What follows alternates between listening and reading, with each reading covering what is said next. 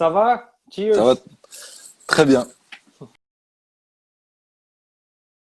Well, welcome. Thank you for accepting to be the last one. Well, let's see. But thank you and Bellastock for joining these conversations and these talks. Yeah. Well, let's start. Like, first of all, we were talking the last time we met. Actually, was the last time we saw each other. Was 4 years ago or 5 years ago here in Portugal, in Porto. Yeah, in Porto. I remember it as a really long day because we were like in the middle of a construction. We were tutoring in this international summer school. Then you came for a presentation with Baptiste, yeah. Then it was dinner, beer, so it was like a really long day. A long day. Very nice one. Send a big hug to Baptiste as well. A lovely guy. Very funny. So let's start at the beginning. How are you? How is Bellastock with this situation? How are you feeling? We just came back to the office now. Mm-hmm. A few part of the team, but I already can feel that there is a strange sentiment about staying in Paris for the team. So most of the people are speaking about maybe moving from Paris, and so the new question for Bellastock is how to continue to walk with people around France. But do you think it's because of this idea of the big city, and a big city brings big problems? I mean, you can feel that it's not the good place to be when there is a problem. There is density. The city is not so resilient. I mean, so lots of us move to their house,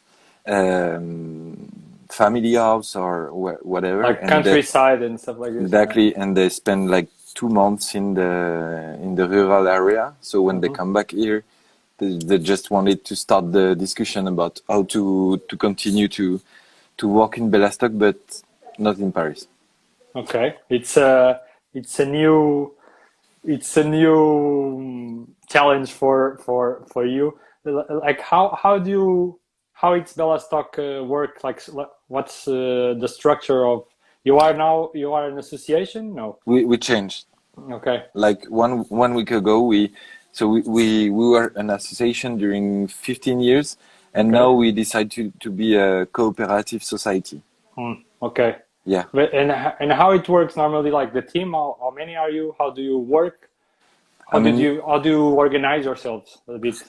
We are there's 12 employees in Bellastock now, and we, after years and years of only the festival, we decide to structure a bit the work we did. So now we have the education, reusing, transitory urbanism, and we have research in the same group. So the 12 people they try to work in different field.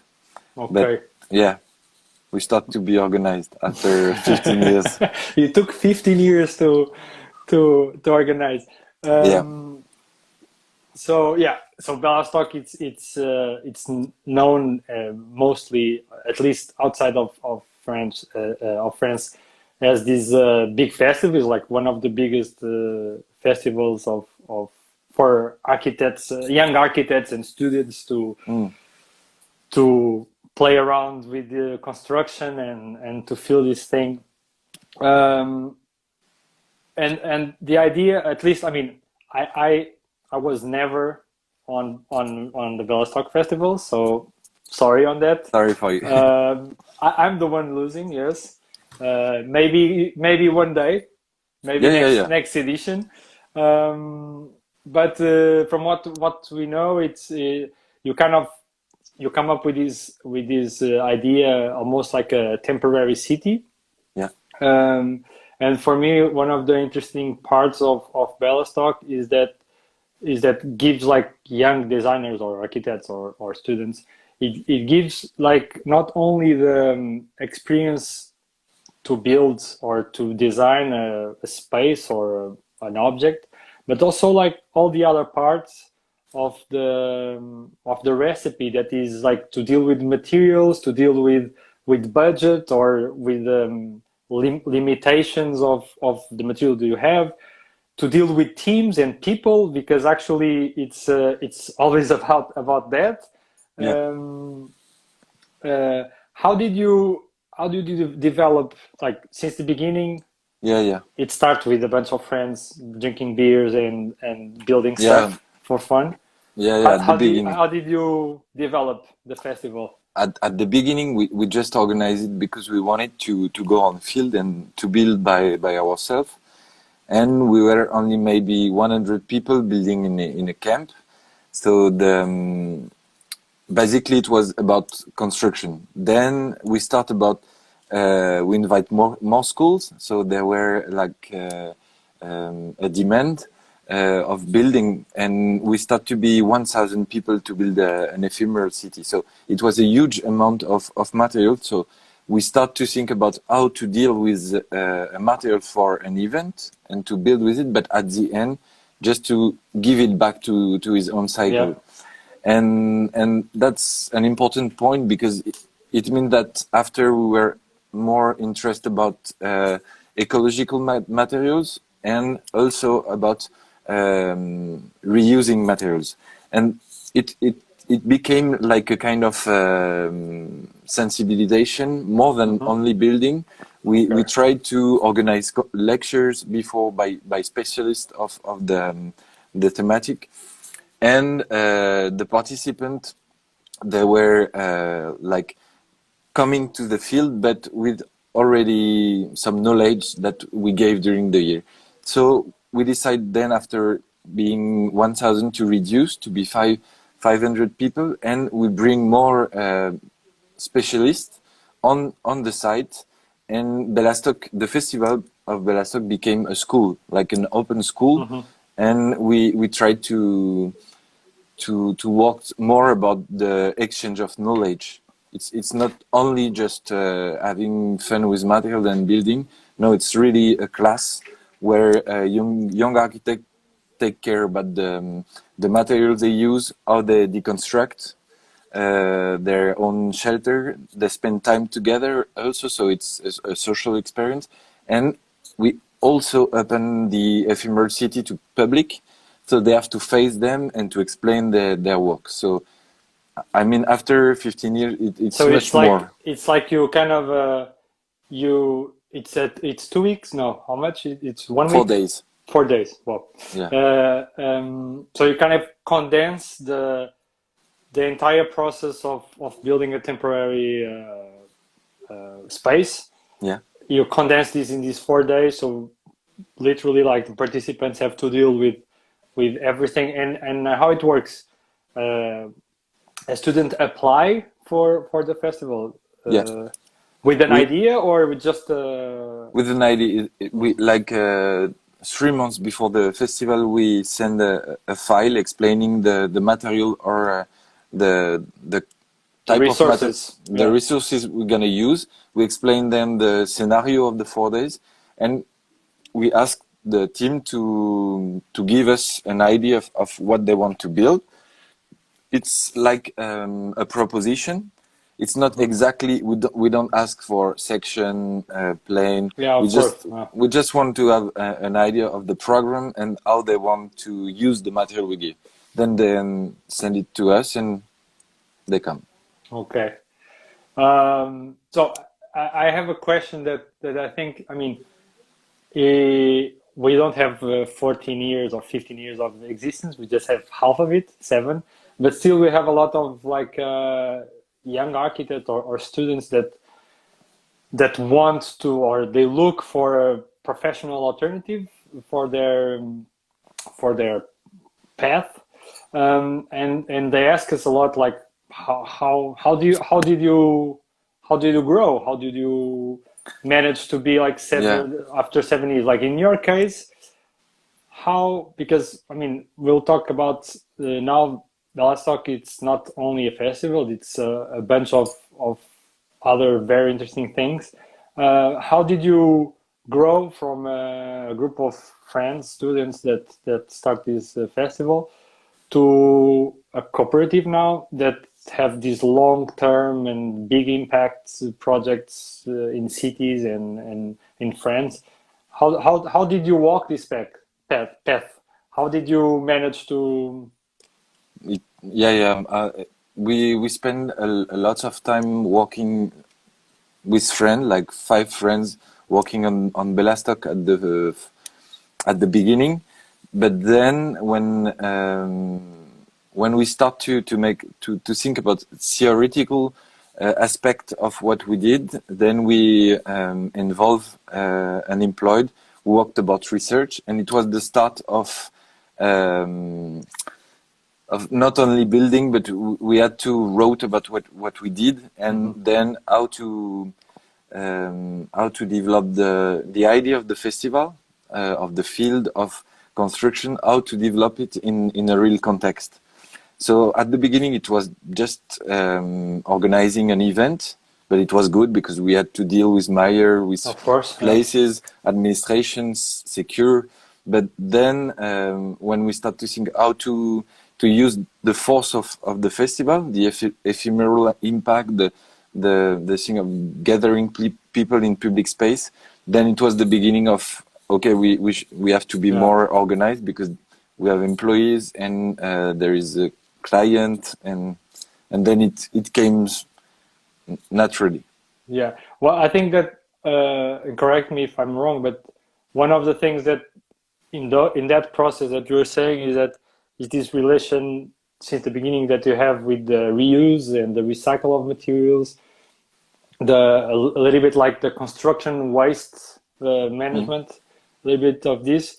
And I mean, for me, one of the most interesting parts that you have now is you call it the selective demolish, something like this. Yeah.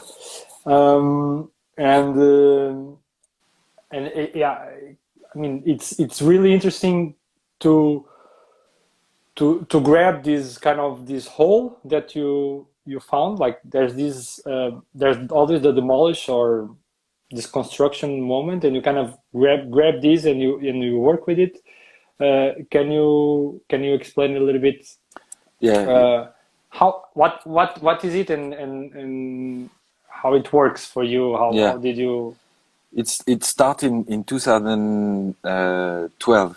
We did a festival about reusing material, and the festival was close to a building, and it was an industrial building, and we asked to the mayor if we can take some elements and work with it to make some installation for the festival. So it was the really first time we worked about reusing, and at the same time we begin to make a research about how we demolish the conventional demolition and how we can deconstruct and make a selection of elements in a building.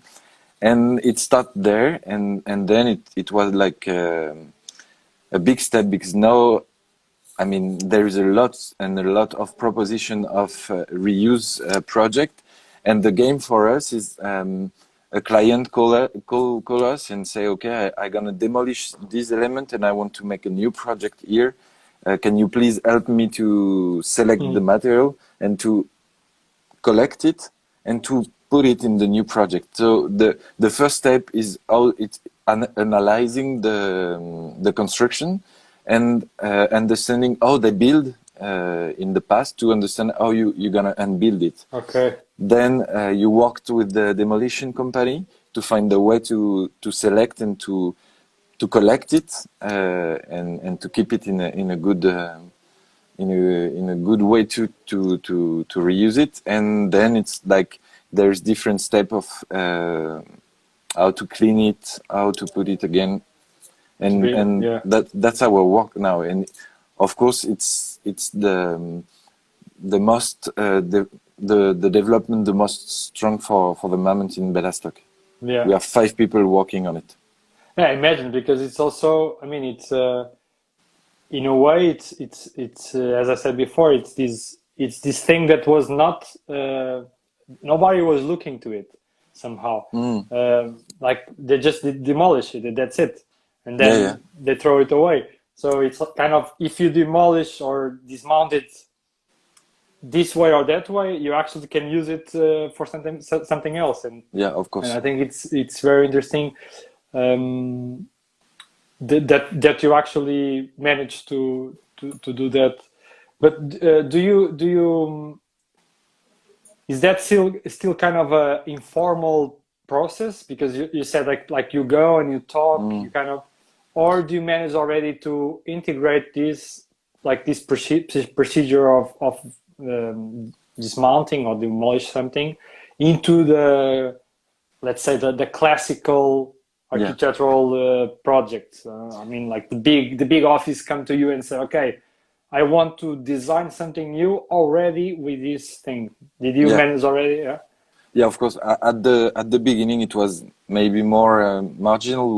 We did by ourselves, like collecting material, cleaning, knocking on the doors, like like cleaning it by ourselves and do some prototype. But now, as we get some experience about the field and doing by ourselves, we managed to organize it in a conventional context, and we have all the process is really clear for now, and it's easy for us now to convince, because we are credible about the project we did in the past. So now for the moment it's coming in the conventional project, but it takes time, because not, still women they think that reusing material is or to reuse material will cost more. So that's the first argument of Bellastock, is saying it will not cost more, it will cost the same or less, but ecologically, socially, it's gonna have a positive impact on the territory we're gonna do it. So but it takes time. Do you think you still have a lot of preconceived ideas of like reuse is not so strong, or reuse is not so efficient, or reuse it doesn't look so fancy or so new? Or do you feel that still? No, the first question they have is the money. It's money. Yeah, money. How much is going to cost? Yeah. How much is it going to cost? Because of course, if you're gonna clean all that bricks on the wall, it will take more time than taking down and buy new. So we have to convince. It's a hard work to find the solution. It's super creative. We are really happy with that part of our architect job, is to find the solution and to work with the demolisher, to use the same machine that he used normally, but to find some solution with him to keep the material and to do it in a big amount of material. So it became interesting economically, and that's our demonstration. You always have to start to win the discussion on the money part, saying like, this is not going to cost you more. Yeah. And going back a little bit to what you were saying, I think it's also very interesting that you kind of use the festival as kind of how do you say, like a test zone. It's not a test zone. It's kind of, the other day I think actually in one of these talks we were talking about this thing, like because we also like do a lot of tutoring and stuff in summer schools and these kind of things, and we were talking and with Nazrin from Horizontale, and I was saying that actually like when you are with students, or when you are with people that doesn't have so much experience, it's actually quite interesting for us, because it puts you out of your normal comfortable zone. So it actually pushes you to, you have to really think outside of what you're normally answer is, because I mean it's somebody that doesn't have limits, so it's pushing me. And for us, it's really really interesting to be like tutoring or to be supporting a group of young students, because also because of that. Do you feel that the festival gives you this like test zone to? I mean, it's something that push you to think different ways and you test it. Yeah. Of course, the festival is the most experimental project we do in Bellastock, but still is the place where we learn a lot. We learn a lot about the material we use, because you imagine that they're gonna use it in a way, and when you have 500 creative young architects, then they return everything. So it's even interesting for the professional. For example, we built with straw last year, and there were some professional, like straw professional of construction. They came to the festival, and they were like amazed by the solution, the proposition of the student.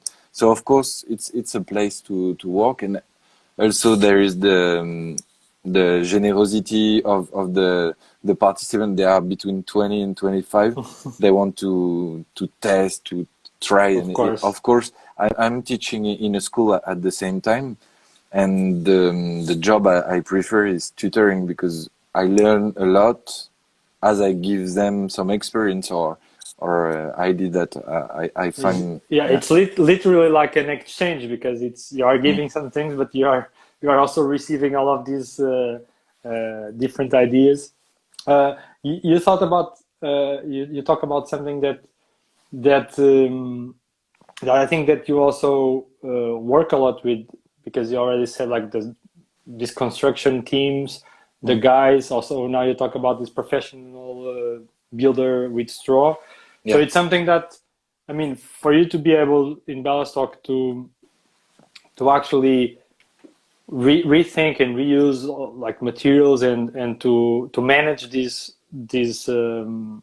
complex system, you really have to be very close to the construction guys, or to the companies, to all these pieces of the engine that makes the entire process. Do you feel that, I mean, for us here, it's still difficult to go close to this or to enter in this system, because it's a system that is very rigid, and it's made this way a long time ago. So like, don't change it. And in another way, it's also like there's still this vision of the architect as somebody that puts himself very far away from the construction guys, for instance. We normally say that when we start to talk with somebody from the construction site, I start to talk as Ruben, never as an architect, because otherwise they will not listen to me. So do you feel this still a bit like this? I also present me like Antoine, and I worked with carpenter. I work with metal guys. So of course we have lots of work about the image of architect. Of course, it's super hard for us also to. I mean, it was the beginning of Bellastock. It was okay. We should go back on the field. We should touch material. We have to take care about all the building moment, because you also build a social moment with the construction. So of course now we defend in Bellastock an architect which is not only designing, but which is connect with the builders, connect with the users, and connect with the people who decide. So we take care in all our project to give a space of discussion, to give a space of incertitude, I don't know in English. So, Incertity, maybe. Yeah, maybe. I don't know. Yes. And so we always give a space to be in interaction with the different actor of constructions. Yeah, I think it's. I mean, it's a shift that somehow.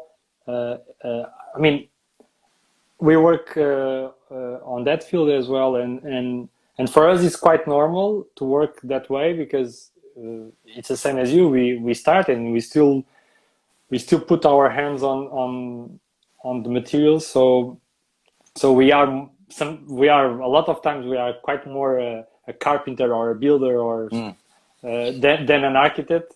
So we put up different jackets. And that for us make it quite normal. But I think it's like in the society, the architect is still seen as this faraway profession, this thing like for the rich guys and the houses and stuff. And I think it's something that architects create that somehow. And nowadays it's actually one of the, in my opinion, this is a personal opinion, but I think it's one of the worst things for our profession is to actually be so far away from the people that you need to be close to work and to create stuff. And Ruben, you know, if the architect were more connected to the building site, they will choose different material because if you make a building site with cement, you don't end your day as a building site with straw and wood.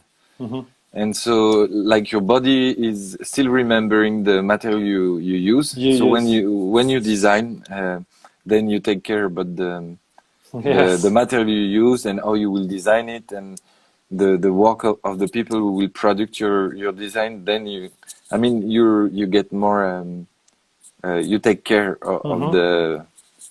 We had that experience in 2015, I think.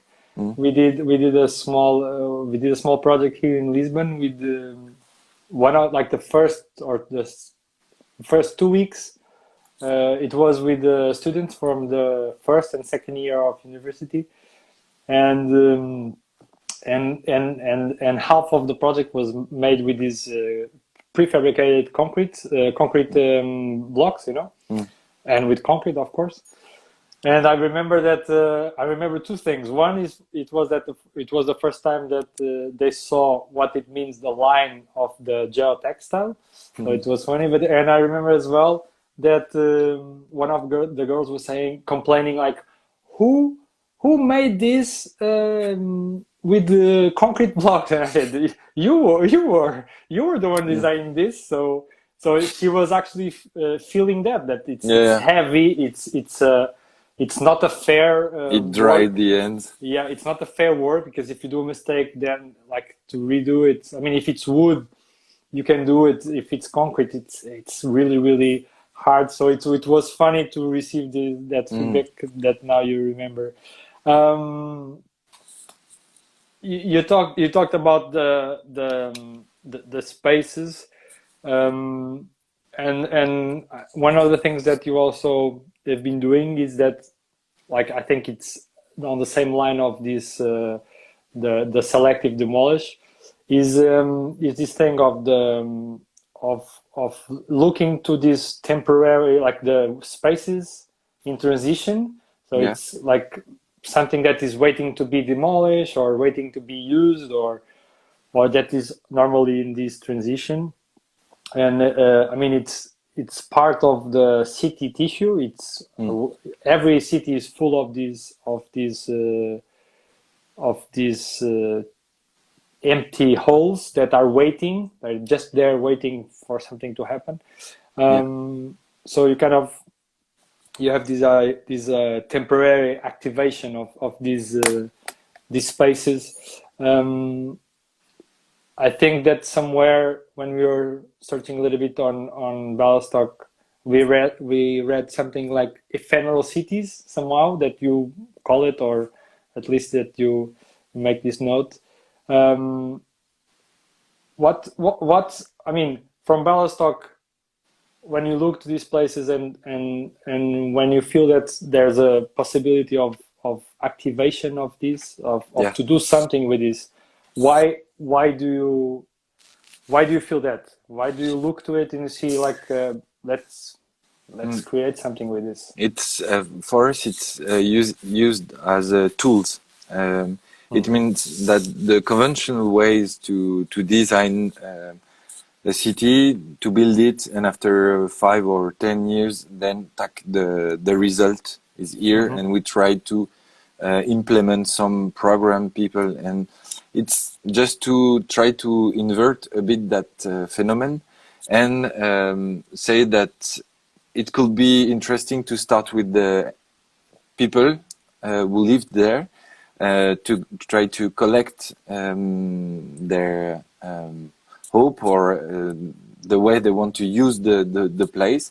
Then you collect all this information, and as you use some temporary or ephemeral structure, you can test and try it directly and see if it works or not.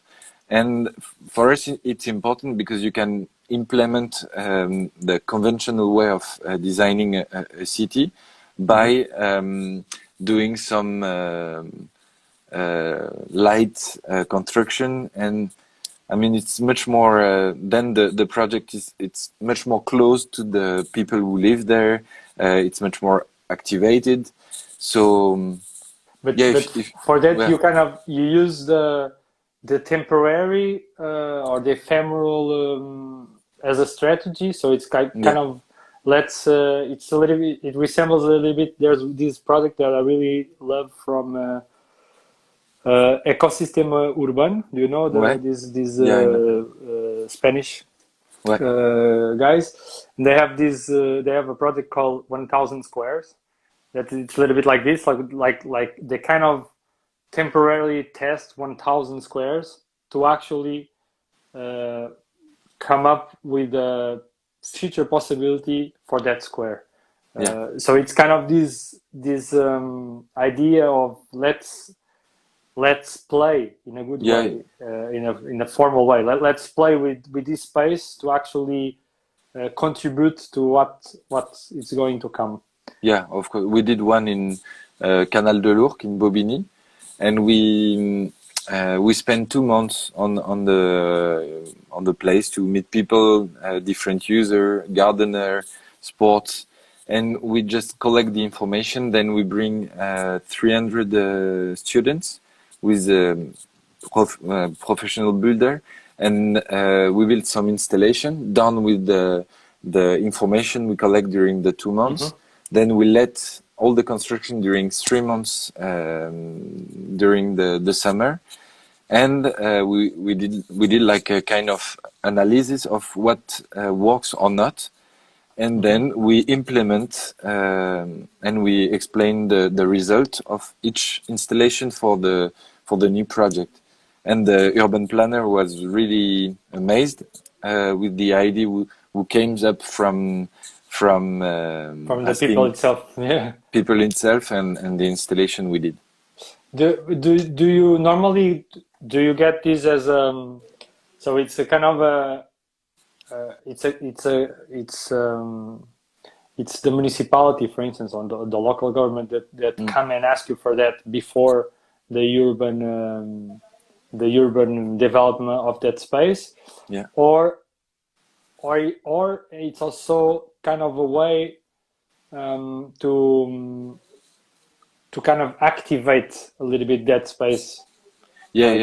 For some client it's how to activate, and also in a financial way. That's the problem of, we call it transitory urbanism, urbanisme transitoire in French, and it can be two results. The first one is how people activate the space, they make it more attractive, and then the price of the meter square of the apartment will rise, and it can be the goal of some transitory urbanism, but that's not the one we defend as architect.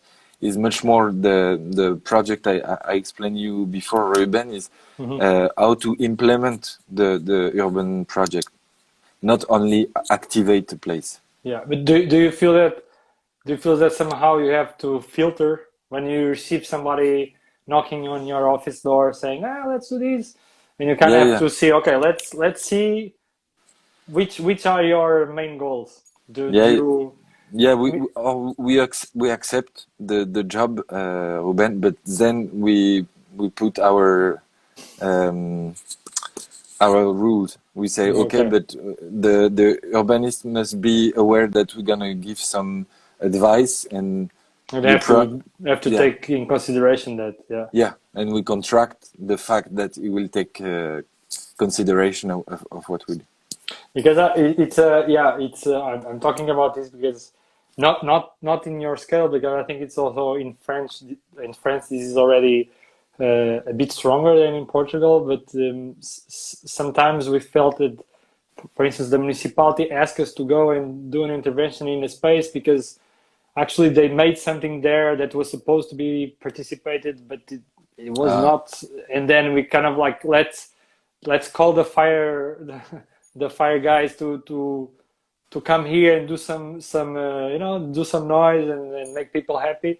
So it's I think it came out as well in our talk with Collective ETC. They also talk a lot about this, that sometimes you feel that, especially in these countries like France, that actually this is already looked as a positive thing, but also not only socially, also like financially, that sometimes you feel like you are being used to just bring up the money of the place. And I mean, it's what it is. I mean, we just have to be sure that and be sure of what you want, because it's you could want that as well. It's what it is. So these transitory spaces, they also do you feel that they also work as so you said already that it's like an experimentation for people to actually be able to look that. Do you also feel that it works as well for you, like in the same idea of the festival, that you also have this kind of opportunity to experiment and to test not so much on the materials, but more on the urban side of it? It's like a empty canvas that you can exercise stuff with people to actually to test. You mean, Ruben, we experience some uses or programs that comes up with the it's, I mean, no, it's not so experimental at the festival, because the festival is quite super. There's no limits, so it's it's a free creative space. But then in public space, of course, it's not, the programs are not completely crazy but it's just putting the good program in the good place with the people who can activate it. And of course, it's our game, our goal when we arrived on a place is to adapt our construction or solution public space for the people we met, and trying to give them the places that they will use. So of course they will take care of that place. Sometimes we build with them. So of course it's experimental in the way of it's not only a public space that we share to walk, sit, blah blah blah, but it can be a public space that we use and people take care of it. That's the experimental part and the creative part of the project we like to do in public space. We when we work with the municipality on these kind of things, we normally used to say that actually it's easier for you as municipality to do it this way, because people will get connected with the space and with the interventions on the space, so they will take care of it, they will be part of it, they will it will become like their little things as well.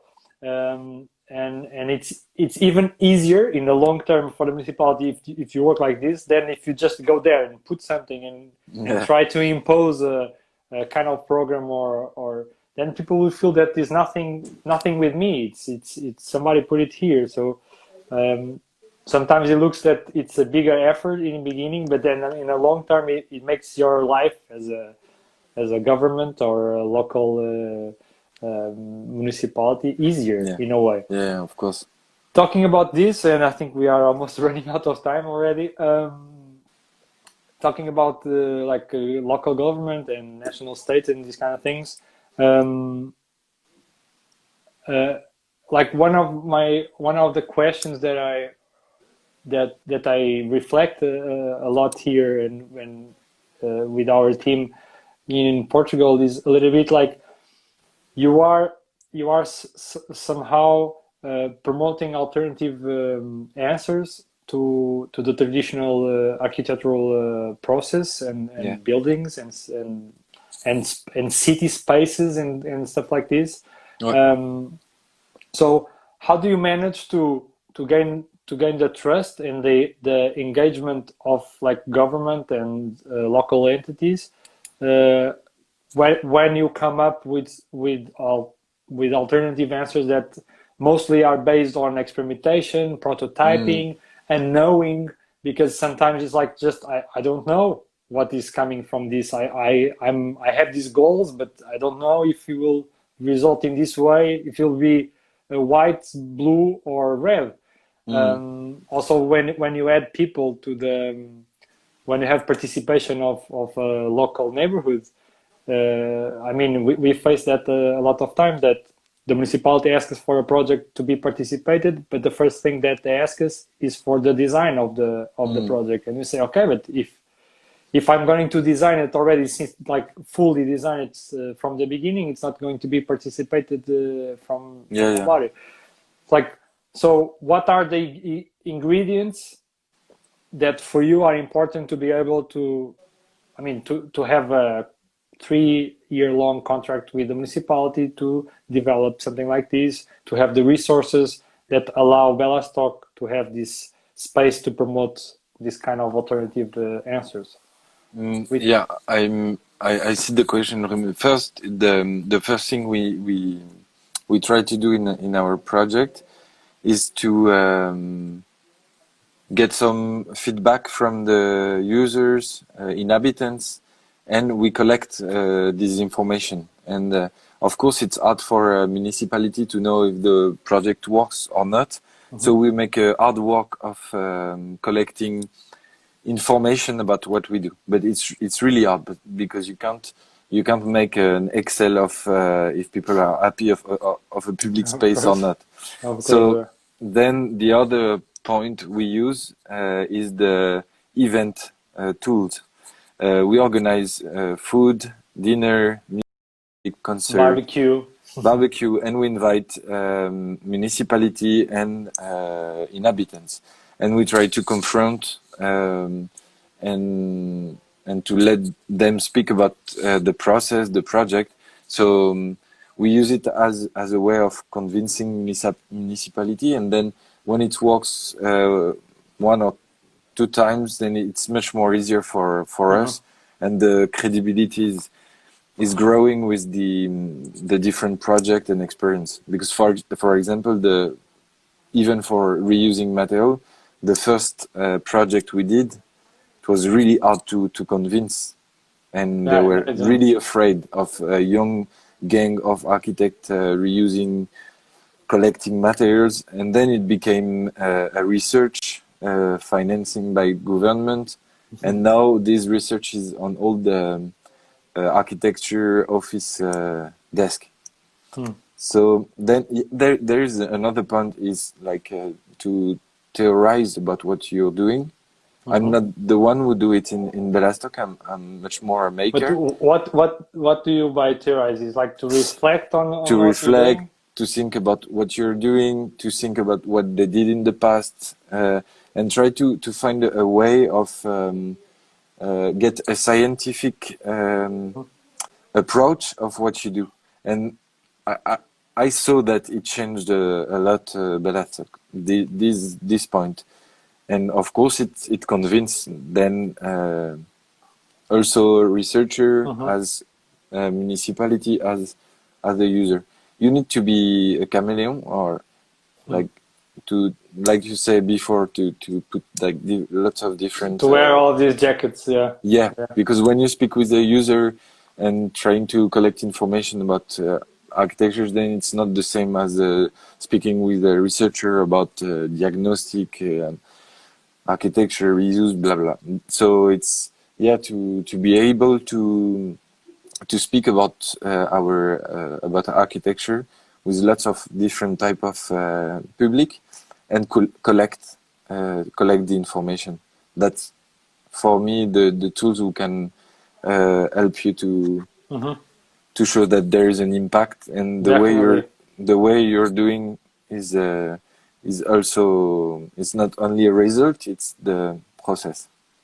Yeah, we used to say that normally what we do, it's the first step. It's always to gain the trust, not only the people that are going to use, but also the person that works more directly with you from the municipality, for instance. Sometimes this person have to trust you enough to actually then go inside the municipality and somehow work with you and like push because it's complex stuff. Sometimes it's a lot of money, a lot of resources. So this trust, it's the key, but it's also a very difficult thing to break and to make it happen. Well, I think that we are running out of time. I normally don't have the time to thank you, so this time I would take it. I would take this. I think it's a good way to finish our talk. Thank you, Antoine and Bellastock, for sharing this beer. Yeah. We hope to see you soon. Mostly like not on the screen, please. Yeah. And we'll share more. We'll share more developments of these talks, because actually we are coming with ideas of something a little bit more interesting, I would say, for the future. So thank you, Antoine. Big hugs and kisses for all the team. Yeah. For the ones in Paris and the ones out. And good luck with that management now. Thanks. And I hope to see you soon.